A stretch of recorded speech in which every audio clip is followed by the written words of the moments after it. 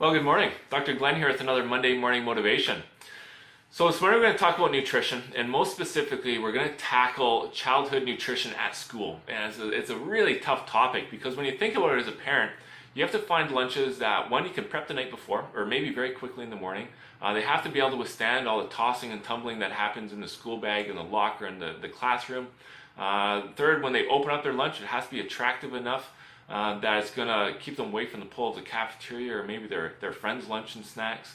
And then lastly, we have to make sure it's nutritious. It has to give them the nutrition that they need to last through the entire school day, which is a long day for our kids. So it's a challenge, but it's very, very important for a couple of reasons. Number one is it really sets up how they're going to go through their day.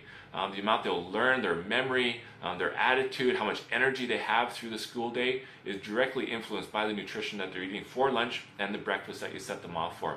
Even more important than that, back in the 80s, we looked at childhood overweight and obesity rates, and we're at about 15% for Canada.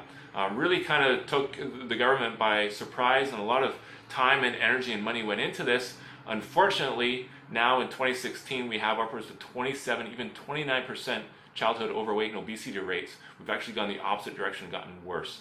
Now, the reason that's important is, one, if you're overweight or obese as a child, it's one of the most toughest things to overcome as an adult to get back to that healthy weight. So we're really setting our kids up for later in life when they're at that school age. The second reason that's so important is there's some devastating health factors that come out of overweight and obesity. Things like heart disease, diabetes, cancer, stroke, all these major chronic conditions later on in life directly tied to being overweight and obese later on in life, which is tied to being that way as a child.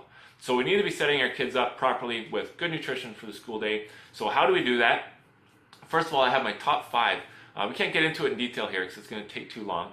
But my top 5 menus for lunches, we've put them on our blog on our website, rfwellness.ca. Go search that out. And it's easy things, hopefully that your kids are enjoying, and you just cycle through them week after week and the kids won't get too bored with it.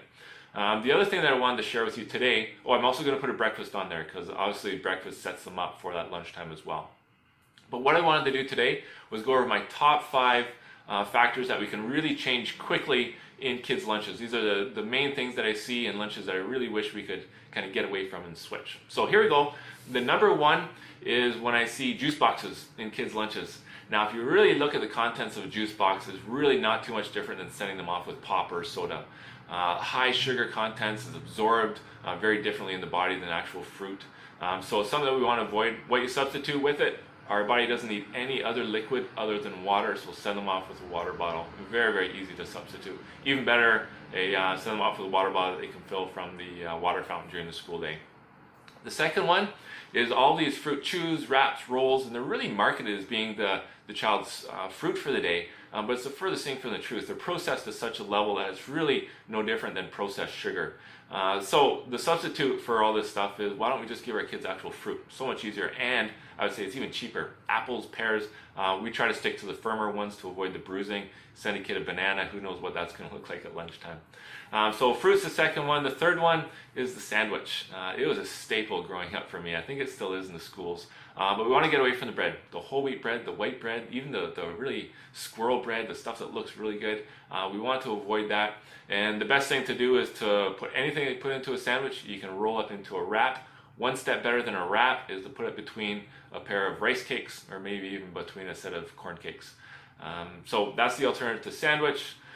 And then the last one is cheese. And I know I'm going to get some pushback about cheese. It's just that easy protein to give our kids, but it's very inflammatory. We all react to cheese. It's not, dairy should not be one of our food groups. It's just not what we need. So away from the cheese, what you want to be doing are things like hard-boiled eggs is a great protein source. You can even, asking the school that your child's attending, but you need to get into some nuts. Some schools will allow cashews, some even almonds. So you can get into that as well for a protein source.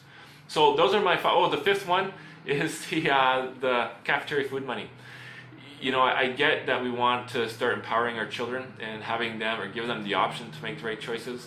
I would just suggest that when they're starving, going through a cafeteria line with all the peer pressure, all of that food pressure, the easy grab fries and chocolates and stuff, that you're not setting them up to win at that stage. So I would hold back the food money and instead substitute that with an actual lunch that we've made. It's one of the times that we really want to start taking control.